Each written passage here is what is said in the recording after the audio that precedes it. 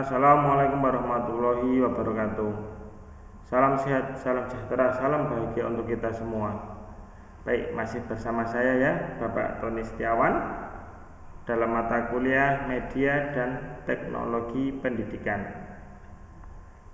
Pada kesempatan kali ini kita akan membahas teknologi dalam pendidikan.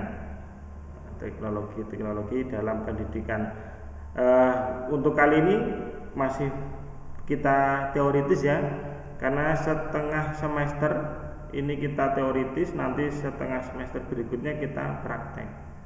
Artinya saudara juga harus siap bahwa setengah semester berikutnya nanti ketika setelah pertemuan ke-8 saudara juga tugasnya berupa praktek. Nah, ini tetap teori harus saya sampaikan terlebih dahulu, karena teori yang kuat akan mendasari sesuatu yang kuat juga. Teori itu ibarat sebuah pondasi di dalam bangunan. Jadi kalau pondasinya itu kuat, bangunannya juga dipastikan akan lebih tahan lama. Ada suatu cerita bahwasanya kalau saudara nanti kuliah S3 itu sebelum riset, sebelum penelitian itu disuruh mencari grand teorinya dulu. Grand teori atau teori dasarnya, mbah yangnya teori, pokoknya teori yang paling mendasar itu suruh mencari dulu. Karena ibarat untuk mau membangun bangunan, nah saudara itu harus menemukan atau harus dapat mencari pondasi yang paling dasar. Nah, sehingga untuk pondasi-pondasi yang lain atau untuk bangunan yang lain akan semakin kuat. Jadi setengah semester ini kami tetap menyampaikan teori, bagaimana juga teori juga bagian dari pembelajaran. Baik, next ya. Nah, oke, next.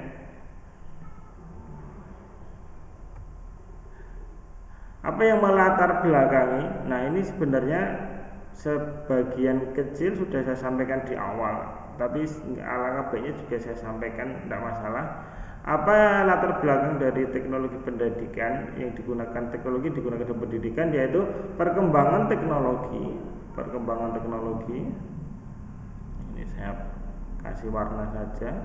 Nah, perkembangan teknologi yang menunjukkan kemajuan luar biasa. Kalau kita menilik 10 atau 20 tahun ke belakang, mungkin tidak seperti ini. Artinya saudara pun juga mengalami, mungkin ada yang mengalami masih era-era jadul dan sebagainya. Kalau saya mengalami mulai dari belum ada HP, mulai HP yang Nokia sampai HP yang sekarang Android. Mungkin saudara ada yang sama seperti saya, mungkin ya ada juga yang beberapa tahun di bawah saya. Nah, beberapa tahun yang lalu teknologi tidak sepesat ini, karena tidak didukung dengan kemajuan yang katakan pesat ini. Tapi sekarang teknologi digunakan hampir semua di lini kehidupan masyarakat di dunia, tidak terkecuali pada pendidikan. Dulu mengajar itu harus menyiapkan materi, harus di kertas, plastik transparan itu untuk yang proyektor, apa itu namanya, bukan proyektor yang seperti saudara lihat, bukan, tapi kita membuat di transparan, kemudian diletakkan di situ, kemudian disorot ke depan ke tembok sehingga bisa terbaca oleh semua orang. Nah, tapi sekarang tidak. Sekarang kita dari rumah, semuanya di rumah, kita juga bisa bertemu dan bisa menyaksikan apa yang kita share atau kita ajarkan. Nah, ini perkembangan yang luar biasa sekali. Perkembangan teknologi yang telah menunjukkan kemajuan yang luar biasa. Itulah mengapa teknologi juga digunakan di dalam pendidikan. Baik, kemudian dalam bidang pendidikan dibutuhkan suatu perkembangan teknologi baru demi menunjang pendidikan itu sendiri. Nah, coba bayangkan kalau kita berada di dunia pendidikan, tapi tidak merasakan atau tidak memanfaatkan teknologi. Kita mengajar masih konvensional, kita harus bertemu tatap muka sepenuhnya. Apa yang terjadi? Sementara kita sudah ada video conference seperti saat ini Zoom, tapi kita harus bertemu setiap hari. Nah, kita harus menggunakan benar-benar papan tulis setiap hari, mencatatnya juga dengan bolpen di kertas folio. Itu silahkan dibayangkan. Itu mungkin kakak saudara masih mengalaminya kemarin. Saya mengalami. Jadi ketika mengerjakan tugas itu pakai bolpen, warnanya harus berwarna-warni, harus 4 warna dan sebagainya. Tapi menyenangkan sebenarnya. Nah, tapi pendidikan tidak seperti itu. Pendidikan mengikuti kemajuan zaman. Jadi sudah ada mulai tugasnya diketik dan sebagainya. Kemudian faktor lain adalah banyak dari sektor kehidupan yang telah menggunakan teknologi serta kehadirannya telah memberikan dampak yang cukup besar terhadap kehidupan umat manusia berbagai aspek dan dimensinya. Telah saya sampaikan tadi bahwa teknologi sudah merasuk ke dalam semua lini kehidupan di masyarakat. Saudara mau kemana itu isinya hanya teknologi sekarang. Kadang kita itu seperti angkatan saya dengan saudara yang generasi X itu, kadang saya tuh kangen dengan masa-masa yang jadul seperti dulu. Nah, kemudian bentuk adaptasi terhadap perkembangan teknologi saat ini. Itulah kenapa saya mengatakan tadi bahwa pendidikan itu mengikuti perkembangan zaman. Pendidikan mengikuti perkembangan zaman. Oke, next ya. Nah, apa itu pendidikan? Nah, ini sudah saya sampaikan dulu. Nah, maksud pendidikan adalah segala usaha untuk memecahkan masalah di dalam pendidikan. Nah, dasar pemikiran perlunya teknologi pendidikan ini adalah Bapak pendidikan kita, Bapak Ki Hajar Dewantoro, bahwasanya menyatakan kebudayaan merupakan faktor penting sebagai akar pendidikan suatu bangsa. Hal ini mengindikasikan bahwa dalam mengembangkan kurikulum kedudukan kebudayaan merupakan variabel yang penting. Artinya bahwasanya kebudayaan itu juga mengikuti perkembangan zaman. Kemudian ada pendapat Pak Winarno Surahmat, kurikulum masa depan adalah kurikulum yang mengutamakan kemandirian dan menghargai kodrat hak serta prestasi manusia. Sudah dikatakan kurikulum masa depan, jadi sudah jauh ke depan, sudah 20 tahun yang lalu sudah diceritakan bahwa kurikulum masa depan. Ini berarti dalam pengembangan kurikulum sesuatu yang konkret dan bersifat empiris dari suatu komunitas sosial tidak dapat dipisahkan. Di samping itu tuntutan kemampuan masyarakat itu sendiri. Jadi merupakan teknologi sebenarnya itu tuntutannya. Teknologi itu merupakan tuntutan dari masyarakat itu sendiri. Dan kita menikmati teknologi sampai saat ini. Saudara bangun pagi itu sudah pegang teknologi. Sekarang tidak usah jauh-jauh jalan ke ruang tengah rumah atau ruang tamu untuk melihat jam. Saudara tinggal pasti HP-nya di dekat saudara tidur. Saudara pasti lihat HP dulu. Oh, ini jam berapa? Ini jam berapa? Itu maka teknologi. Kehidupan yang sehari-hari saja memanfaatkan teknologi, apalagi di dunia pendidikan. Enak ya. Nah, macam-macam teknologi pendidikan. Jadi begini, ini sebenarnya harus saya sampaikan awal sekali dulu, tapi tidak masalah ya. Ya sesekali kita sampaikan agak ke tengah. Jadi sistem berpikirnya kita itu menjadikan kita untuk lebih hati-hati dalam memunculkan tiap metode di dunia pendidikan. Jadi setelah kita menggunakan teknologi pendidikan, sistem berpikir kita itu harus hati-hati. Contohnya begini, ketika saudara mengalami keterlambatan mengikuti mata kuliah saya, itu yang saya pikirkan pertama kali itu bukan saudara itu malas mengikuti kuliah saya, tapi apakah saudara bisa mengikuti teknologi yang saya gunakan. Itu yang saya pikirkan pertama kali. Tapi kalau saudara saya pastikan bisa mengikuti atau menggunakan teknologi yang saya gunakan, nah berarti saya berpikir yang lain. Karena tidak dipungkiri meskipun saudara berada dalam teknologi yang maju ini, ketika saudara dituntut, nah ini tanda ketiknya, dituntut untuk menggunakan, itu berbeda ketika saudara dengan sukarela menggunakannya. Contohnya bermain game online. Ketika saudara bermain game online, itu kan kemauan saudara sendiri, itu pasti menyenangkan dan bisa. Entah bagaimana caranya, saudara pasti bisa. Saya yakin cepat banget belajarnya. Tapi ketika saudara dituntut untuk menggunakan e-learning, kalau kok tidak bisa ya, sesekali itu tidak bisa. Nah itu maka dari itu sistem berpikirnya juga berubah, termasuk untuk desain sistemnya. Dulu tatap muka harus 16 kali, untuk saat ini kebetulan juga pandemi tidak harus 16 kali. Kemudian kualitas pengetahuannya juga berubah. Dulu ketika saya sebagai contoh menerangkan penyetelan celah katup, katakan seperti itu saya harus mempraktekkan di depan saudara tanpa harus menggunakan media yang lain. Tapi sekarang saya bisa membuat videonya terlebih dahulu, saudara bisa menyaksikan, dan nanti ujung-ujungnya juga akan praktek. Tapi untuk belajarnya kualitas pengetahuannya lebih banyak, termasuk saudara juga ketika belajar bisa memanfaatkan YouTube dan sebagainya. Itu lebih cepat daripada saudara belajar dengan guru atau dosen saudara, karena kita sebagai dosen itu hanya mengantarkan, dan menjembatani. Selebihnya saudara yang akan berlari sendiri. Kemudian manajemen juga berubah dan teknologi pembelajaran adalah sistem pemikiran yang berlaku untuk instruksi dan belajar. Nah ini, jadi ada istilah, ada pendapat teknologi pembelajaran itu masuk di dalam dunia teknologi pendidikan. Ada yang terpisah dan sebagainya, tapi itu tidak masalah, debatable, kita tidak terlalu mendalami ke sana.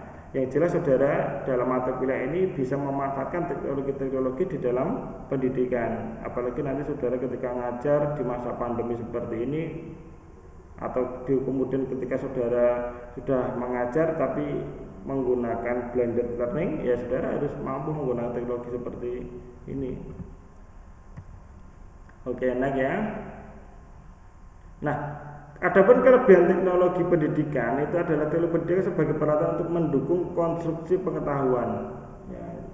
Mengkonstruksi pengetahuan itu bisa dengan teknologi pendidikan. Kemudian teknologi pendidikan sebagai sarana informasi yang menyelidiki pengetahuan yang mendukung pelajar. Artinya begini, kalau saudara tidak puas dengan suatu materi yang dijelaskan oleh dosen, saudara itu bahkan bisa mencari yang lebih dalam lagi di luar yang disampaikan oleh dosen atau guru. Jadi teknologi itu mendukung sekali untuk menyelidiki pengetahuan yang mendukung pelajar. Wah, ini kok saya tidak marem ya, saya tidak puas dengan yang diajarkan tentang cara membuat Edmodo misalkan. Saudara malah bisa mencari referensi yang lain. Ini kok saya kurang jelas ketika dosennya atau ketika pengajarnya itu menerangkan cara pemanfaatan Google Classroom. Saudara bisa mencari di luar, itulah manfaat teknologi pendidikan. Kemudian teknologi pendidikan sebagai media sosial untuk mendukung pelajaran dengan berbicara. Artinya begini. Nah, ketika dulu itu online conference atau meeting online itu masih langka, meskipun dalam dunia teknologi pendidikan itu saat itu sudah digaungkan. Jadi ngajar itu tidak harus tatap muka, itu bisa menggunakan video conference, itu sudah digaungkan puluhan tahun yang lalu. Nah, tapi baru bisa dirasakan akhir-akhir ini, kebetulan berbarengan juga ketika masa pandemi. Itu sebenarnya online conference itu sudah lama sekali di dunia teknologi pendidikan dibahas. Seperti itu ya, mendukung pelajar dengan berbicara. Kemudian teknologi pendidikan dapat meningkatkan efektivitas dan efisien proses belajar mengajar. Jadi saudara, seperti yang saya katakan tadi, dengan HP saja bisa memanfaatkan teknologi di dalam pendidikan agar lebih efektif dan efisien. Kemudian teknologi pendidikan dapat meningkatkan mutu pendidikan. Jelas ya, jelas. Kita bisa membandingkan antara, kalau kemarin sebelum pandemi, kampus atau sekolah yang sudah menggunakan teknologi pendidikan dan yang belum itu jauh ya, jauh Pak, mutunya lebih tinggi yang menggunakan teknologi pendidikan. Nah, next ya. Kemudian ada kekurangan juga. Tidak semua hal di dunia ini punya kelebihan, pasti ada kekurangan. Termasuk dalam kekurangan yang ada di dalam teknologi pendidikan. Nah, salah satu atau beberapa kekurangannya, yang pertama adalah pihak guru yang tidak bisa mengkuraskan untuk menguasai elektronik akan tertinggal oleh siswa. Lain lucu ya, ini lucu. Ada nggak case atau kasus seperti ini? Ada. Saya mengatakan ada. Banyak. Jadi pengajar itu gaptek. Maksudnya gaptek. Jauh lebih pintar oleh siswa, jauh lebih pintar siswanya itu jauh lebih pintar. Banyak. Ini jadi masalah sebenarnya. Jadi ketika dituntut untuk menerapkan teknologi pendidikan, ternyata pengajarnya itu tidak tidak menguasai. Jadi istilah itu gaptek. Ya bagaimana bisa? Sementara teknologi pendidikan harus antara pengajar dan penerima materi harus sama-sama bisa memanfaatkannya. Contohnya saya membuat video seperti ini dengan aplikasi perekam layar OBS Studio. Kalau saudara tidak bisa mengikuti atau tidak bisa menggunakan aplikasi yang sama, ketika saya memberikan tugas sama dengan aplikasi seperti ini, pasti saudara juga kerepotan. Maka dari itu saya harap saudara tetap bisa mengikuti perkembangan teknologi yang ada di dalam dunia pendidikan. Nah, kemudian kekurangan yang kedua adalah teknologi pendidikan yang baik itu hardware maupun software membutuhkan biaya yang mahal. Ya memang lebih mahal daripada tidak menggunakan teknologi. Jelas ya, kita butuh laptop, butuh HP, butuh koneksi internet. Itu ada biaya-biaya tambahan jika dibandingkan dengan tidak menggunakan teknologi. Nah, itu jelas, itu tidak bisa dipungkiri. Kemudian keterbatasan secara personal sekolah akan menghambat inovasi pendidikan. Tadi kalau ini masalah di pengajarnya, ini masalah di pihak sarprasnya sekolah. Ada gak? Ada. Jadi prasarana sekolah itu tidak mendukung untuk teknologi pendidikan, jadi inovasinya nanti tertinggal. Kemudian kekurangan yang keempat adalah teknologi pendidikan dalam bentuk hardware memerlukan kontrol yang tinggi dari guru atau orang tua, terutama internet dan software. Nah, ini memang tidak bisa dipungkiri bahwasanya ketika saudara memegang HP itu bukan hanya pelajaran yang Anda dapat, tapi banyak hal. Tidak perlu saya jelaskan di sini, pasti saudara bisa memahaminya. Kemudian siswa yang tidak mempunyai motivasi, siswa yang tidak mempunyai motivasi yang tinggi cenderung gagal, betul sekali. Jadi kalau saudara siswa atau mahasiswa yang enggan mengikutinya atau mempunyai motivasi yang tinggi cenderung gagal, itu saya pernah ada cerita. Mahasiswa saya itu kalau mengumpulkan tugas seenaknya sendiri. Tugasnya A dikumpulkannya Z. Masih mending tugasnya A yang dikumpulkan itu B, itu Z. Sangat jauh berbeda. Itu enggan sekali. Jadi dengan saya tidak pernah lulus. Mau lulus bagaimana? Dari awal kalau tugasnya A mengirimnya Z, suruh tugas membuat video, diupload videonya orang, dikiranya saya tidak ngecek. Nah, itu merupakan contoh mahasiswa yang motivasinya tidak tinggi, itu cenderung gagal. Enak ya. Baik, kemudian dampak positif teknologi dalam pendidikan. Nah, ini sudah kita nikmati saat ini dan kita rasakan pembelajaran jarak jauh dengan kemajuan teknologi proses pembelajaran. Pembelajaran jarak jauh, kebetulan juga pas pandemi. Jadi saudara itu kalau belajar teknologi pendidikan pas seperti ini, pas pandemi. Padahal dulu sebelum pandemi sudah digalakkan, sudah digembar-gemborkan, tapi baru dirasakan ketika pandemi. Kemudian munculnya media massa, bisa media elektronik sebagai sumber ilmu. Jadi sekarang mau belajar itu banyak sekali sumbernya, bukannya di buku ya. Bahkan sekarang buku mulai ditinggalkan. Kita mulainya ke e-book dan jurnal, artikel jurnal yang berbasis online. Karena apa? Karena kalau e-book, artikel jurnal yang online, yang bentuknya file itu ketika disitasi, dikutip itu mudah sekali. Tinggal menggunakan software Mendeley atau software yang lain tinggal klik saja sudah langsung jadi daftar pustaka. Tapi kalau menggunakan buku masih ngetik manual, pengarangnya siapa, tahun berapa, itu memang sedikit tertinggal. Maka dari itu dengan adanya teknologi pendidikan ini banyak sekali dampak positifnya. Seperti ketika nanti barangkali saudara skripsinya dengan saya, yang saya pembimbing satunya, misalkan ya, itu saya pasti mewajibkan saudara pakai Mendeley. Nah, itu salah satu pengaplikasian dari teknologi di dalam pendidikan. Kemudian kita sebagai manusia akan lebih cepat mendapatkan informasi. Kita sebagai pembelajar akan lebih cepat mendapatkan informasi dimanapun dan informasi apapun. Cepat sekali. Sebagai contoh gini, saya atau saudara itu awam untuk suatu hal, jadi masih benar-benar nggak tahu. Saudara begitu niat ingin belajar, itu banyak sekali ilmunya. Sebagai contoh, trading falas ya. Saya sama sekali tidak bisa dan tidak tahu apa itu trading falas. Tapi begitu saya niat untuk belajar, otodidak pun jadi seperti itu. Jadi ilmu itu sudah lebar sekali, terbuka di mana-mana. Oke, ini dampak negatif lagi, yaitu problemnya adalah penyalahgunaan teknologi. Nah, itu panjang kalau kita bahas. Ya, teknologi harusnya untuk kebaikan tapi digunakan untuk yang kejahatan, banyak sekali.